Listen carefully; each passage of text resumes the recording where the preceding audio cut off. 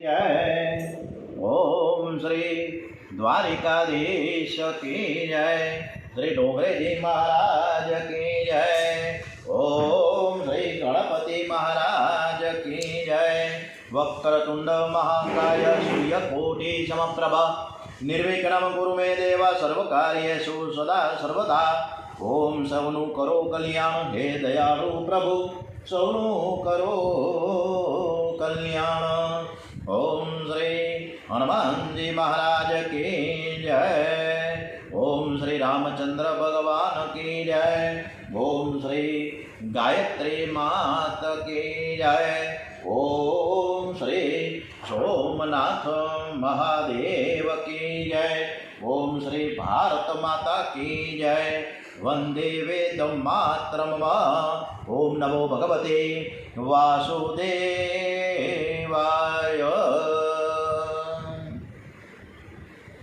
श्री डोंगरेजी महाराजना चरणों वंदन साथे आज श्रीमद भगवत रसामृत दसम स्कंद में अक्रूरजी आव्या छे कृष्ण और बलराम ने तेरवा माटे। एक कथा तरफ आगळ वधी आजनी कथा खूब सरस मजानी श्री कृष्ण भगवान ने अपने संभळावीए एवा श्रद्धा सुमन साथे।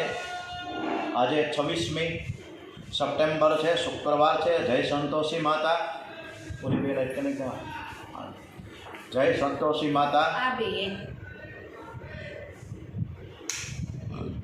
आज आसो सुद चौथ है, एटले के त्रीज बे प्रकारनी बे त्रीज। एक त्रीजनी वृद्धि हती एटले बे त्रीज।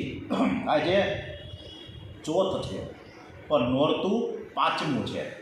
एटले आपणे जगदंबा अंबे माँ भुवनेश्वरी माता वाघेश्वरी माता प्रणाम ने अने भवानी माता ने सीता माता ने राधाजी ने रुक्ष्मणी जी ने प्रणाम साथे आजनी कथा तरफ आगळ वधीए।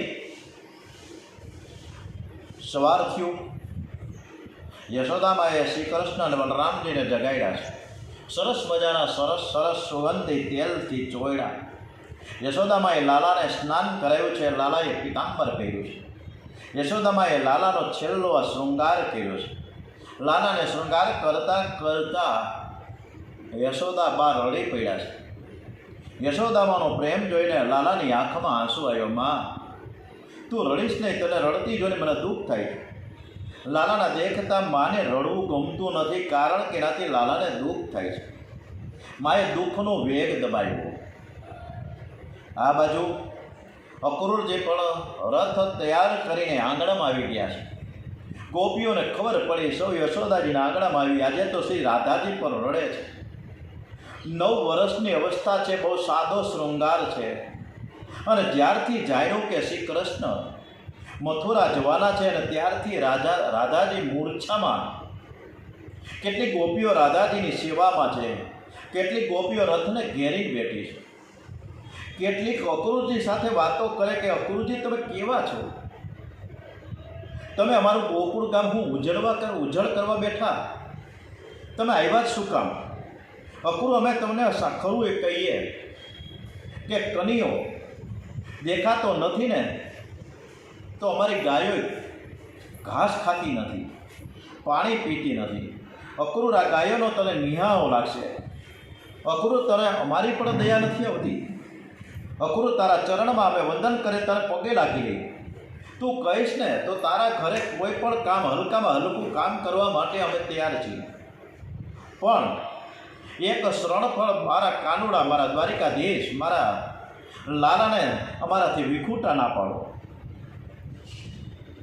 सखीओ अंदरो अंदर वातो करे छे के आनी कोઈએ कांईक आनुं नाम छे ने विचित्र राख्युं छे। अक्रूर राख्युं छे। आ अक्रूर नथी, आ महान महान क्रूर छे। बीजी गोपीओ के विधाता बे प्रेमीओने एक ठेकाणे जोई शकता नथी। अरे सखी, सेवा केवी रीते करवी ते आपणने तो कंई आवडतुं नथी। हूँ तो मूर्ख छूं, पागल छूं। हे कृष्ण, हे कृष्ण, हे कृष्ण आखो दिवस याद करूं छुं। मारा कानुडो मारा लालाने रोज याद करूं। मथुरानी स्त्रीओ तो बहुत सुंदर होय, बहुत भणेली हशे। ए लालानी एवी सेवा करशे के कनियो पाछो गोकुळमां नहीं आवे, આપણને ભૂલી જશે। શ્રી કૃષ્ણ વિનાનું જીવન છે ને એ અમારા માટેનું હવે વ્યર્થ છે. કેટલીક ગોપીઓ વિચાર કરે કે હું રથ આગળ જઈને સૂઈ જઈશ, કે કેવી રીતે રથ આગળ લઈ જાય. અક્રૂર જોઈએ, અક્રૂરજીએ ગોપીઓનો પ્રેમ જોયો, ધરતીમાં નજર રાખી છે, બે હાથ જોડ્યા છે. યશોદા મૈયા શ્રી કૃષ્ણ યશોદામાને ભોજન કરાવે છે. ભોજન થયા પછી શ્રી કૃષ્ણ બહાર આવ્યા, રાધાજી મૂર્છામાં પડ્યા છે. રાધાજીને માથે હાથ પધરાવ્યો છે. શ્રી રાધાજીના કાનમાં કહ્યું કે શ્રી રાધે તું અને હું આપણે બંને એક જ છીએ. રાધા એ કૃષ્ણ છે અને કૃષ્ણ એ જ રાધા છે. રાધાનો આધાર કૃષ્ણ અને કૃષ્ણનો આધાર છે ને આધાર છે એ રાધા છે. શ્રી રાધે તું અને હું આપણે બંને એક જ છીએ. રાધા એ કૃષ્ણ છે અને કૃષ્ણ એ જ રાધા. લીલા કરવા માટે બે સ્વરૂપ પ્રગટ કર્યા છે. આજ સુધી હું શ્રી રાધાજીને રાજી કરવા માટે વાંસળી વગાડતો હતો, હું ગોપીઓને રાજી કરવા માટે નાચતો હતો. શ્રી રાધે જગતમાં પાપ બહુ વધી ગયું છે, દેશ દુઃખી છે. આ દેશને સુખી કરવા માટે હું નાચતો હતો. આ દેશને સુખી કરવા માટે અને પૃથ્વીનો ભાર ઉતારવા માટે અને ધર્મની સ્થાપના કરવા માટે યદા યદા હિ ધર્મસ્ય હું મથુરા જાઉં છું.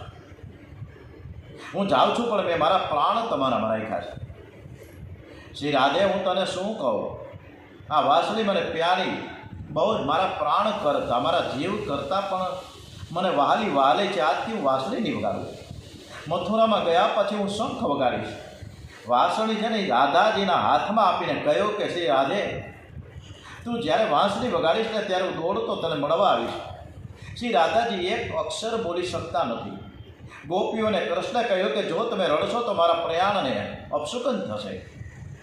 રડશો નહીં, હું તમારો પ્રેમ જાણું છું. માલિકની આજ્ઞા થઈ. આંખમાં આંસુ રોકી રાખ્યા અને બધી જ ગોપીઓ અને શ્રી રાધે ઊભા થઈ ગયા. અક્રૂરે કહ્યું કે હું આજ્ઞા માગું છું. ગોપીઓ પરમાત્માને મનાવે છે કે હે રણછોડ, મારો નિયમ છે કે તમને હું માખણ મિશ્રી રોજ આપું છું. મેં તૈયાર જ રાખ્યું છે, વધારે હું નહીં રાખું. હું તમને નહીં રોકું આરોગીને. આ થોડાક માખણ મિશ્રી જે તમારા માટે મેં સવારથી બનાવી રાખ્યા એ તમે થોડુંક તો આરોગો અને પછી તમે મથુરા વધારો.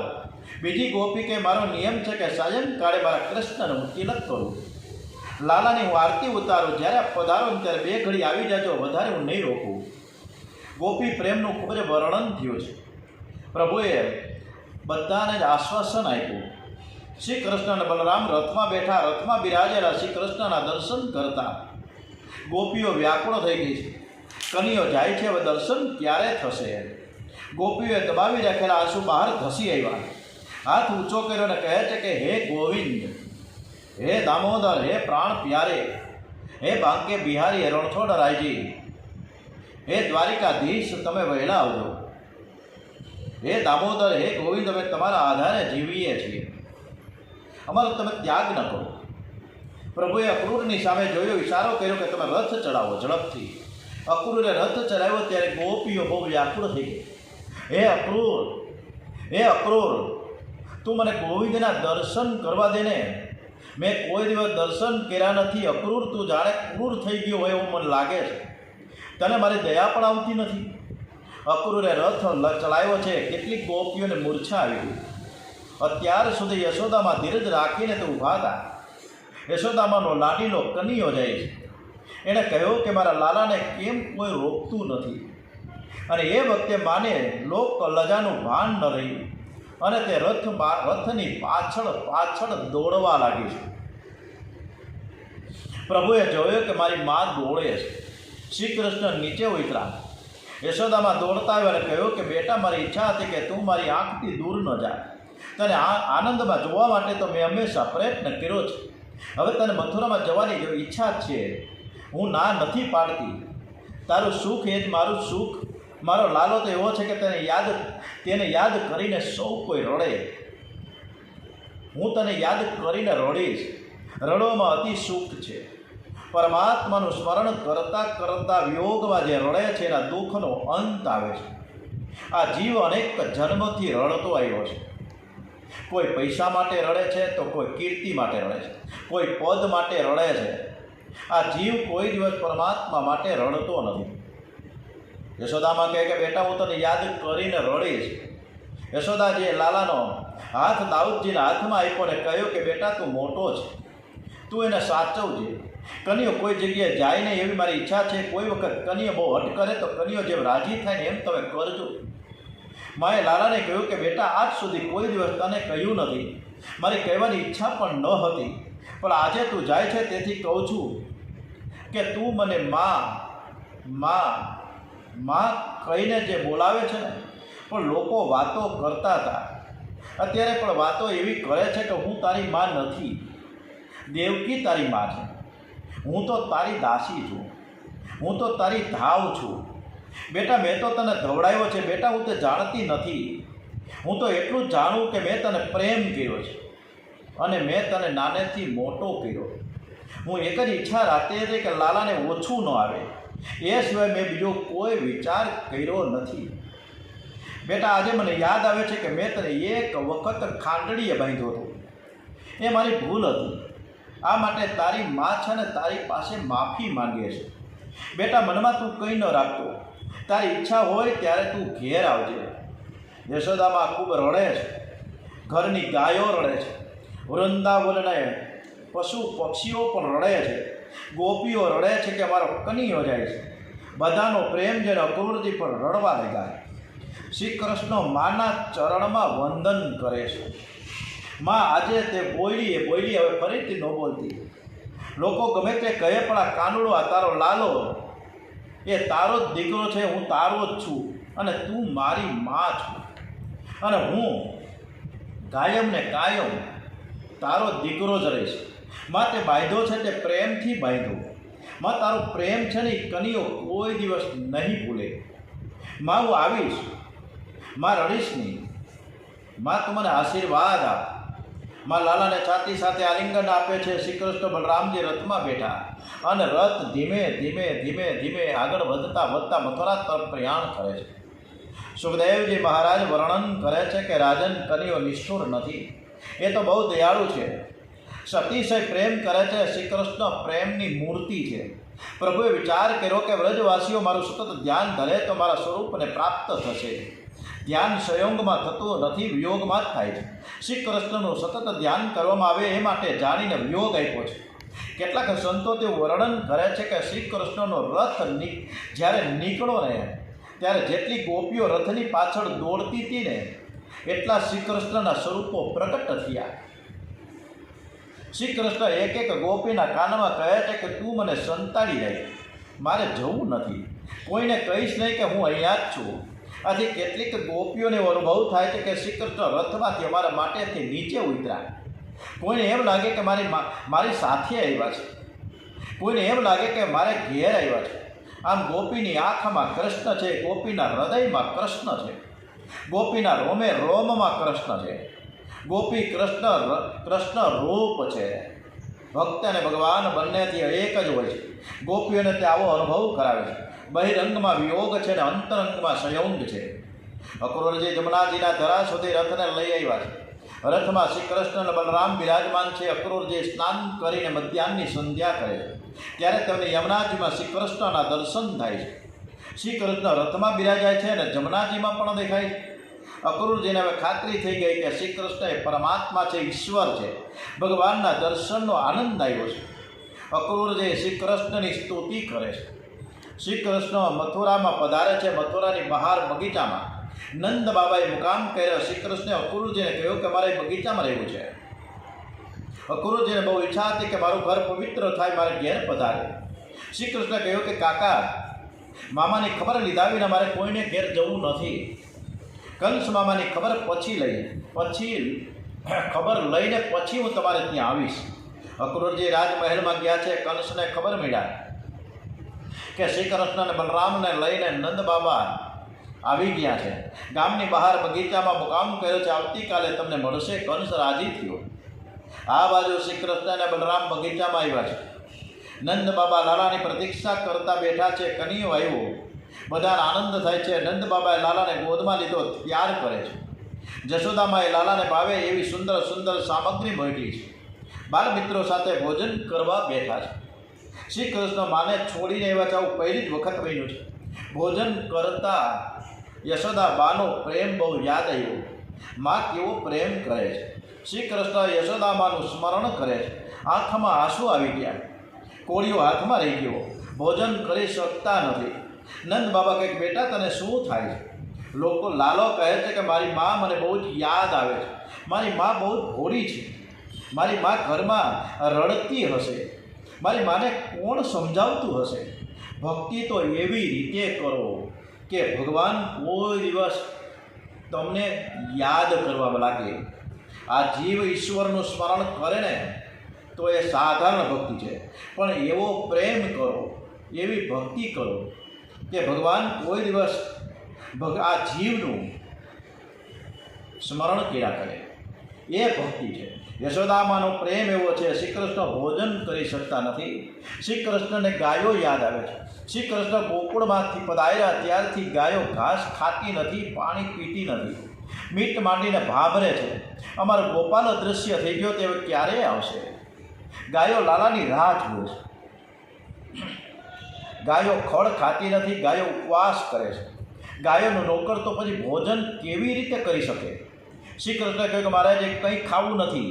નંદ બાબાએ બહુ જ આગ્રહ કર્યો છે, બેટા થોડુંક તો ખાઈ લે. શ્રી કૃષ્ણ કહે કે બાબા, હું ઘરેથી નીકળો ને ત્યારે મારી બાએ મને ખૂબ જ જમાયો છે. હવે મને જરાય ભૂખ નથી. બધા જ રાત્રે સૂઈ ગયા છે. પ્રાતઃકાળ થયો, સૌએ સ્નાન કર્યું. ગ્વાલ બાલ મિત્રો લાલાને કહેવા લાગ્યા કે કનૈયા, તું અમને મથુરા નહીં બતાવો. સૌ નંદજીની આજ્ઞા લેવા માટે આવ્યા છે. નંદ બાબાએ શિખામણ આપતા કહ્યું કે તમારે મથુરા જોવું હોય તો જાઓ, પણ તોફાન ન કરતા.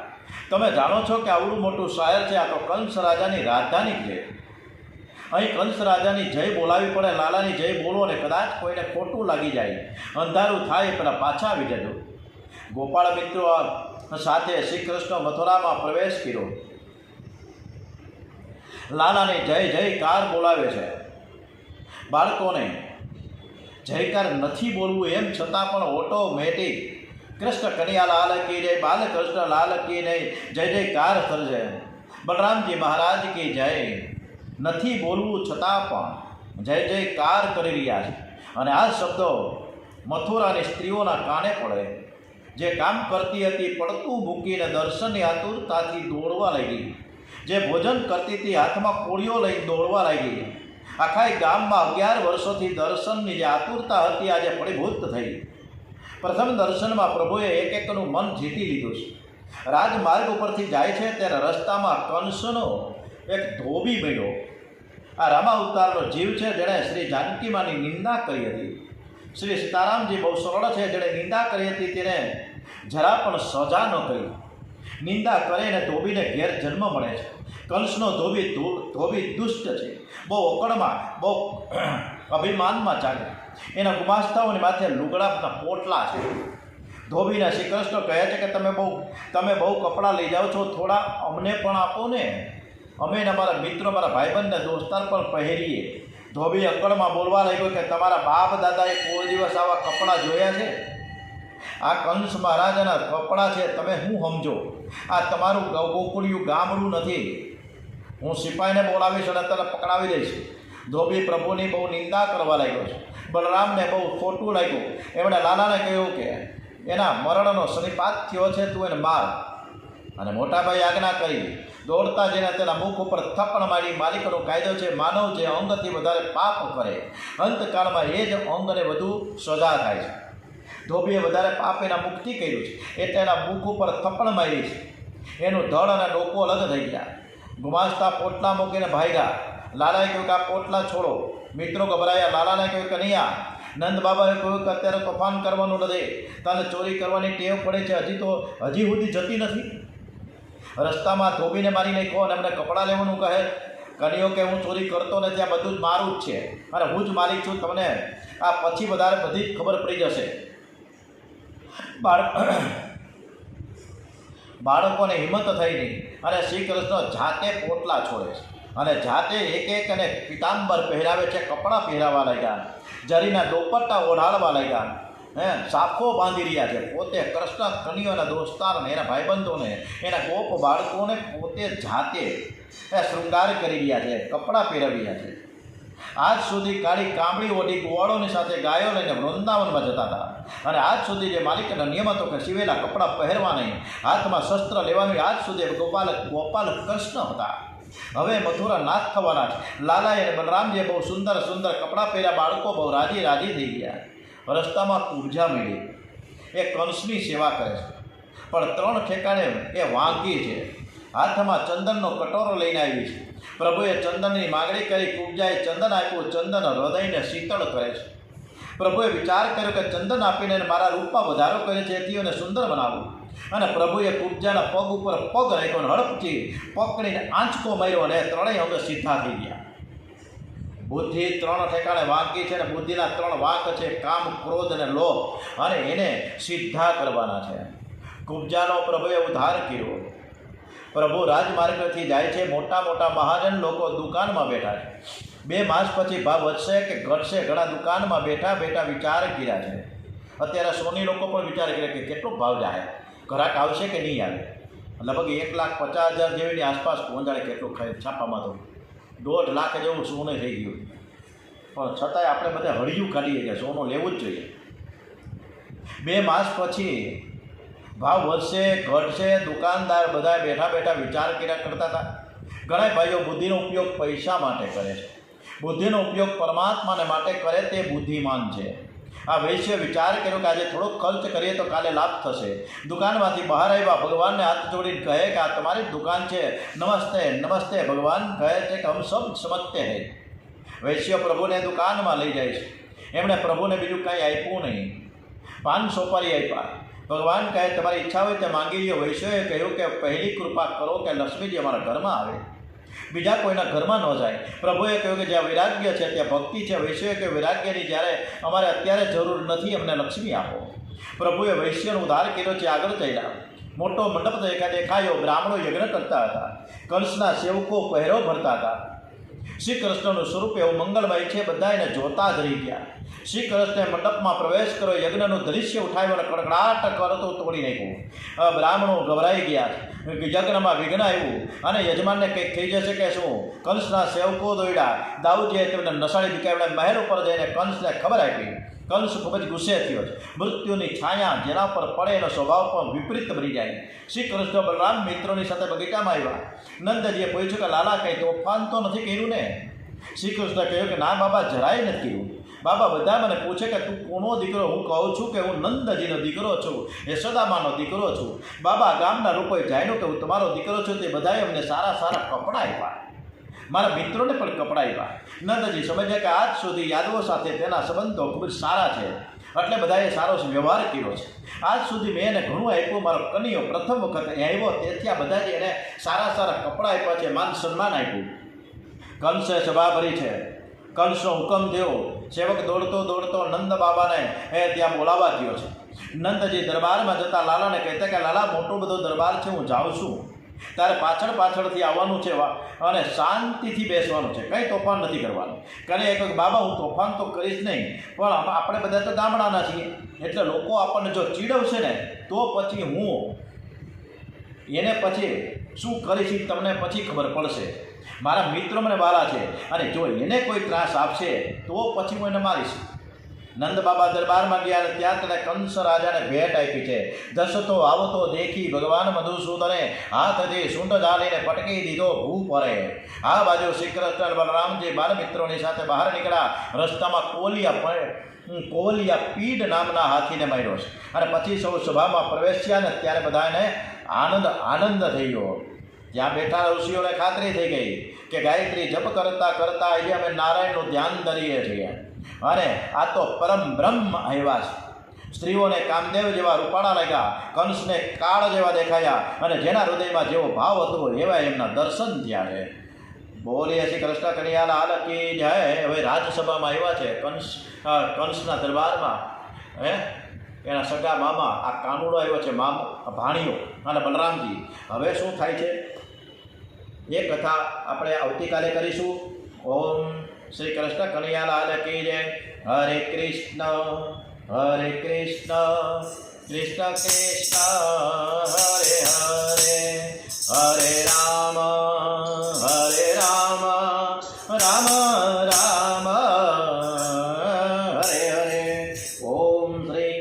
डोंगरे जी महाराज की जय, श्री सुखदेव जी महाराज की जय, श्री द्वारिकाधीश की जय। ओम श्री सोमनाथ महादेव की जय, श्री भागवत भगवान जी महाराज की जय, भारत माता की जय। ओम नमो भगवते वासुदेवाय, ओम नमः पार्वती पते। हर हर हर हर हर महादेव हर।